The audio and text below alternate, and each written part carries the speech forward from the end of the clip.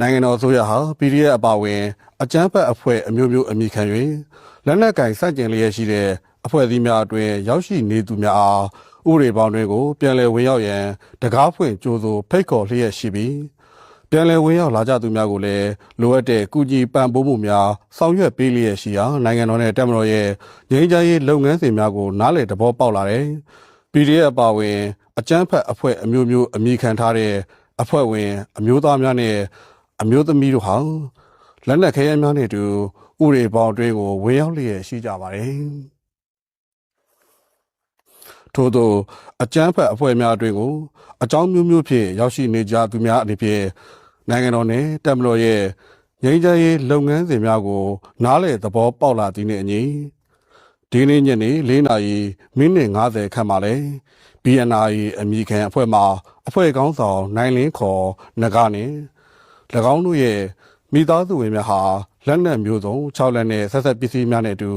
စကိုင်းတိုင်းဒေသကြီးပလဲမြို့နယ်တွင်နယ်မြေလုံခြုံရေးလုပ်ငန်းများဆောင်ရွက်နေတဲ့တပ်မတော်လုံခြုံရေးတပ်စခန်းတစ်ခုထံကိုလာရောက်ဆက်သွယ်သတင်းပို့၍ဥပဒေပေါင်းတွင်ကိုဝင်ရောက်လာခဲ့ကြောင်းသိရှိရပါတယ်။ PDF အပါအဝင်အခြားသောအကြမ်းဖက်အဖွဲ့များဟာနိုင်ငံတော်အစိုးရနှင့်တပ်မတော်အားစန့်ကျင်တိုက်ခိုက်ခြင်းနယ်မြေကန်ပြည်သူလူထုများအားလက်နက်အားကိုဖြင့်အနိုင်ကျင့်ခြင်းများလှုံ့ဆော်လျက်ရှိတဲ့အပြင်အချိန်ကြာမြင့်လာသည့်နှင့်အမျှကိုကြိုးစည်းဝါးကိုအခြေခံ၍နယ်မြေလူချင်းဝေစုမတည့်ခြင်း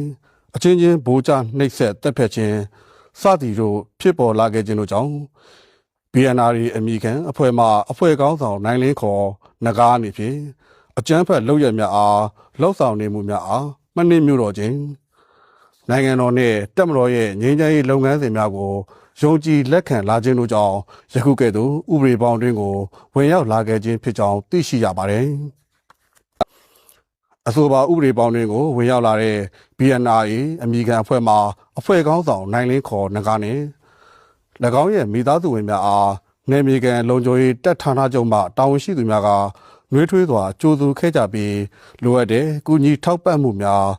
စေဝါအကူအညီများနဲ့အုပ်ချုပ်မှုကိစ္စရပ်များအားအစဉ်ပြေမှုရှိစေရေးဆောင်ရွက်ပေးခဲ့ကြကြောင်းနဲ့လိုအပ်တဲ့စစ်စစ်မှုများကိုလှုပ်ထုံးလုပ်နည်းများနဲ့အညီဆက်လက်ဆောင်ရွက်သွားမှာဖြစ်ကြောင်းသိရှိရပါတယ်။နိုင်ငံတော်အစိုးရအနေဖြင့်အကြမ်းဖက်အဖွဲ့များအတွင်းကိုအကြောင်းမျိုးမျိုးဖြင့်ရောက်ရှိနေကြသူများအားဥပဒေပေါင်းတွေကိုပြန်လည်ဝင်ရောက်နိုင်ရေးအစဉ်တကားဖွင့်ကြိုးဆိုဖိတ်ခေါ်ထားရှိပြီးဥပဒေပေါင်းတွေကိုဝင်ရောက်လာကြသူများအနေနဲ့ထပ်မံဝင်ရောက်လာကြသူများကိုလည်းတရားဥပဒေပေါင်းတွင်တည်ငြိမ်အေးချမ်းစွာ